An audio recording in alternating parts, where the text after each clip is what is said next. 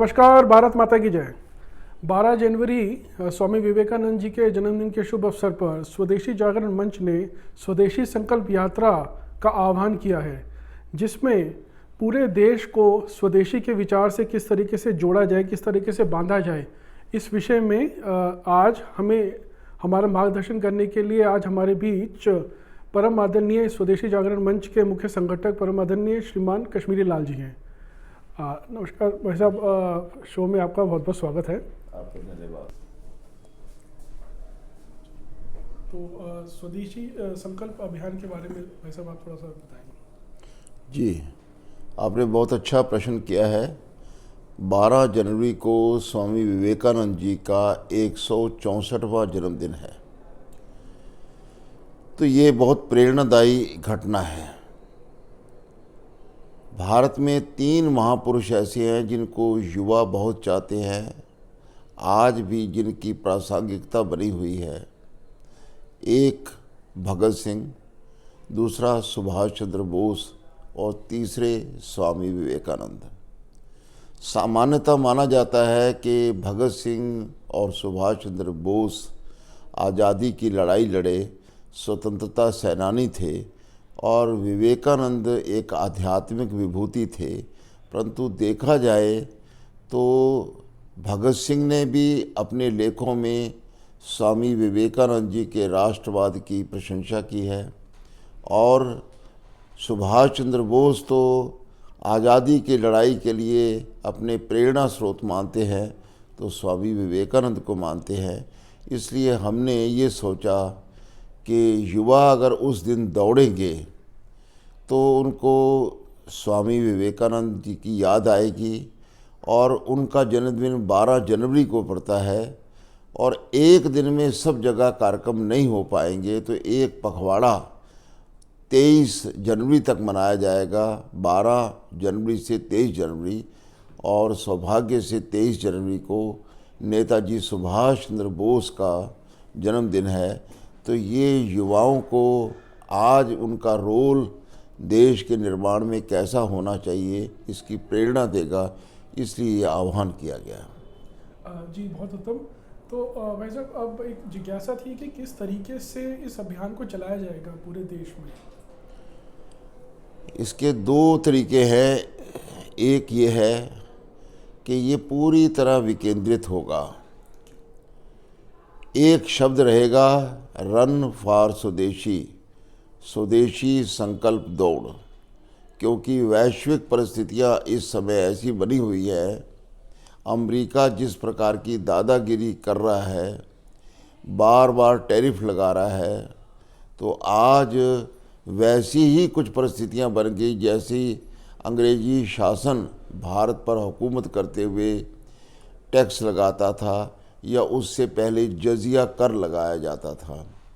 ऐसे मौके पर युवा जब दौड़ेंगे और स्वदेशी की बात करेंगे तो पूरे देश के अंदर स्वदेशी यानी अपने देश का बनाओ, अपने देश में प्रयोग करो और विश्व को भी भेजो, ये एक आह्वान सब जगह होगा। दूसरी बात, क्योंकि युवा दौड़ेंगे तो हमने दौड़ने के लिए आह्वान किया है। विवेकानंद कहा करते थे कि गीता पढ़ने से पहले फुटबॉल खेलना चाहिए। उनके वाक्यों को कई प्रकार से बोला जाता है, लेकिन एक प्रकार ये है कि जिसने गीता पढ़नी हो पहले उसके स्नायु मजबूत हों, उसकी मांसपेशियां लोहे की स्टील की हों, तो उसका आह्वान देने के लिए सबको कहा कि आप दौड़ लगाएं।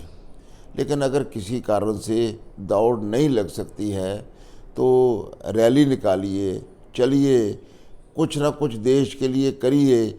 बैठे बैठे ना स्वामी विवेकानंद याद आएगा, ना उनका मर्म समझ में आएगा। इसलिए रन फॉर स्वदेशी होगा और जो विद्यालय, जो संस्था कार्यक्रम करेगी वो रन फॉर स्वदेशी, स्वामी विवेकानंद उसके अंदर वर्णन हो, ये अनिवार्य है, हमने कहा है। और स्वदेशी की बात अनिवार्य है।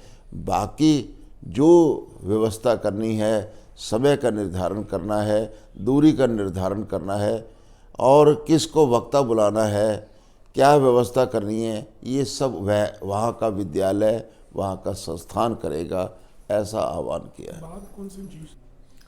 तो आदरणीय भाई साहब, स्वदेशी आंदोलन से जो देश के व्यापारी हैं, छोटे बड़े व्यापारी हैं, एमएसएमईज में जो युवा हैं, जो फर्स्ट टाइम एम्प्लॉयमेंट जनरेट कर रहे हैं, वो एम्प्लॉयमेंट सीकर एम्प्लॉयमेंट जनरेट कैसे कर पाएँ, उस तरीके उनको किस तरीके से स्वदेशी के विचार से लाभ मिल सकता है?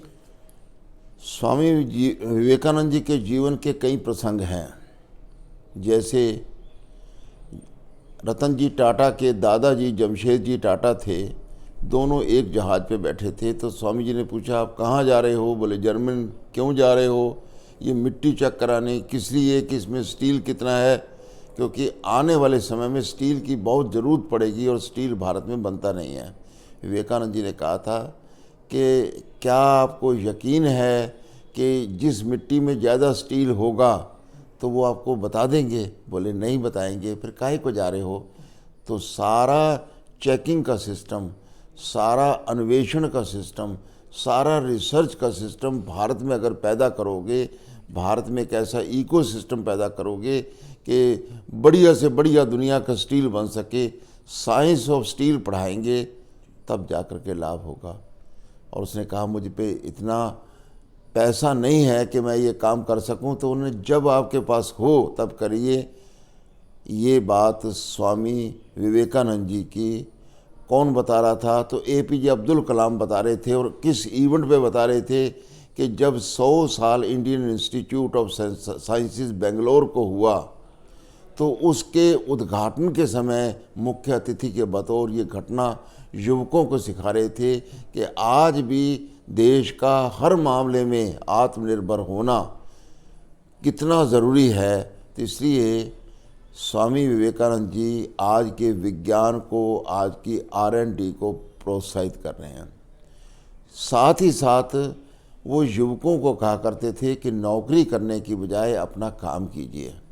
उनके गुरु रामकृष्ण जी एक जगह बहुत परेशान होते हैं कि आज 5 रुपये 10 रुपये महीने की नौकरी करने के लिए युवक अंग्रेज़ों के पास जा रहे हैं। ये बहुत नुकसानदेह है।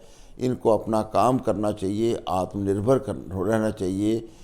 तीसरी बात स्वामी विवेकानंद जी कहते थे कि देखिए, जो सन्यासी है वो गुफा में तपस्या कर रहा है, और जो युवक अपना काम कर रहा है, व्यवसाय कर रहा है, ताकि बाकियों का भरण पोषण हो सके, देश ऊंचा उठ सके, दोनों की सेवा एक बराबर है। इसलिए विवेकानंद को पढ़ना आज के छोटे व्यापारी का सम्मान पैदा करेगा। विवेकानंद को पढ़ना आज के छोटे, मीडियम और बड़े उद्योगों को प्रोत्साहित करेगा कि विश्व स्तरीय वस्तुएं हमको बनानी हैं। विवेकानंद को पढ़ना आज के नए उद्यमियों को, फर्स्ट जनरेशन एंटरप्रेन्योर को प्रेरणा देगा कि भारत का एक युवा शिकागो में जाकर के सारी दुनिया के लोगों के सामने न केवल भारत की चुनौती देता है, बल्कि उनसे अच्छा विषय का प्रतिपादन करके किस आत्मविश्वास का जो आगाज़ करता है, वैसा हमको भी करना चाहिए। इसलिए स्वामी विवेकानंद जी की जीवनी, उनका स्मरण करना हर युवा, हर उद्यमी, हर फर्स्ट जनरेशन एंटरप्रेन्योर और बाकी को भी प्रेरित करेगा। जी, तो अभी हमारे ऑडियंस की तरफ से भी कुछ सवाल आए हैं, उसमें से कुछ मैं मुख्यतः सवाल आपसे पूछ लेता हूं। कि एक सवाल है कि आज के समय में हर भारतीय कौन सा एक स्वदेशी संकल्प वास्तविक रूप से ले सकता है? पहला, उसको ये निश्चय करना चाहिए कि जो चीज़ भारत में बनती है और विकल्प के नाते उपलब्ध है, तो मैं भारतीय ही खरीदूंगा, मैं विदेशी वस्तु को नहीं खरीदूंगा। उदाहरण के लिए, सुबह सुबह उठ कर के दांत साफ करने होते हैं तो कॉलगेट सामने होता है, ये विदेशी कंपनी है। इसकी बजाय भारत के बहुत ज़्यादा डाबर का विकल्प है, बाबा रामदेव का दंत कांति का विकल्प है।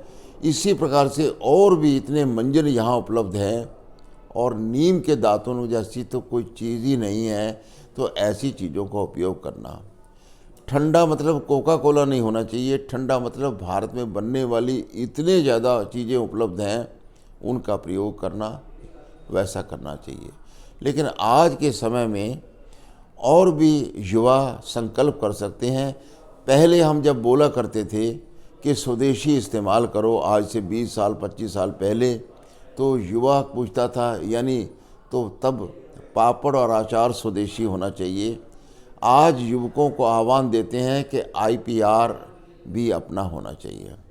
उस समय हम युवकों को कहते थे स्वदेशी का मतलब पॉट अपना होना चाहिए। आज युवा को बताते हैं कि रोबोट भी अपना होना चाहिए। पहले हम बताया करते थे कि आलू के चिप्स स्वदेशी होने चाहिए, आज बोलते हैं कि माइक्रो चिप्स भी स्वदेशी होना चाहिए। और पहले हम उनको कहते थे कि चरखा स्वदेशी का प्रतीक है, आज चंद्रयान भी स्वदेशी का प्रतीक है। इसलिए नई रिसर्च करना भारत के लिए, ये भी विश्व पटल पर भारत का जो है स्थान बढ़ाने के लिए, भारत को विश्व गुरु बनाने के लिए युवकों को प्रेरणा लेनी चाहिए, ऐसा भी बताते हैं। जी, तो समय बदलता रहा और साथ साथ में स्वदेशी का जो आयाम है, स्वदेशी का जो जिसे हम कहते हैं अम्ब्रेला भी वाइडन होता रहा। इस तरीके से हमने अलग अलग चीज़ों में हम एक स्वदेशी विचार को लेके आए। तो एक और सवाल और पूछना चाहूँगा कि स्वदेशी संकल्प यात्रा में लोग किस प्रकार भाग ले सकते हैं, सामान्य जन, या इसका समर्थन किस तरीके से कर सकते हैं? जतिन जी, मैंने सुना कि आपका YouTube बहुत अच्छा चलता है, युवकों में लोकप्रिय है, तो आपके माध्यम से मैं हर एक को कहना चाहूँगा कि वो किसी न किसी कॉलेज में पढ़ते हैं, स्कूल में पढ़ते हैं, किसी इंस्टीट्यूट में जाते हैं, और ऐसा नहीं है तो कोई ना कोई उनकी संस्था होगी। व्यक्ति अकेला ना दौड़ करके सब लोगों को साथ लेके दौड़ेगा तो तब विवेकानंद को फॉलो कर पाएगा। कि विवेकानंद संगठन करता थे, उन्होंने जो बात की वो एक से शुरू की, अनेक हो गए। तो इसलिए उस दिन कैसे भी करके, और MySBA मेरा स्वावलंबी भारत अभियान नाम की एक वेबसाइट है, mysba.co.in, उस पर रजिस्टर कर सकता है। रजिस्ट्रेशन फ्री ऑफ कास्ट है, उस पर अपना चित्र अपलोड करे, अपने बारे में जानकारी दे, कितने लोगों ने भाग लिया है, किस विषय पर बोले गए, तो उसका भी लाभ ये होगा कि पूरे देश के युवा एक दूसरे को जान पाएंगे, समझ पाएंगे, प्रेरणा ले सकेंगे। इसलिए, और ऐसा न भी हो सके, उस दिन संकल्प करके अगर दौड़ना भी शुरू करेगा, जैसा भगिनी निवेदिता ने कहा कि अगर सारे भारतीय एक समय पर जय घोष भी लगा दें तब भी अंग्रेज़ डर के मारे भाग जाएंगे। तो वैसा ही आज चाहे वो ट्रंप की शक्ति है, चाहे चाइना की शक्ति है, जो भारत पर बुरी निगाह से देखते हैं, वो भी भाग जाएंगी, ऐसा हम सोचते हैं। जी, तो आदरणीय भाई साहब, आप आज के मार्गदर्शन से निश्चित ही हम संपूर्ण देश विदेश में सभी भारतवासियों को एक प्रेरणा, एक ऊर्जा की शक्ति मिली है। और मेरा ये विश्वास है कि हम ये स्वदेशी संकल्प यात्रा तो बहुत ही सक्सेसफुल होने वाली है। और मेरा एक आपसे प्रार्थना भी है कि भविष्य में भी जब भी जैसे हमें मार्गदर्शन चाहिए हो हमारे साथियों को, तो हम आपसे मिलें।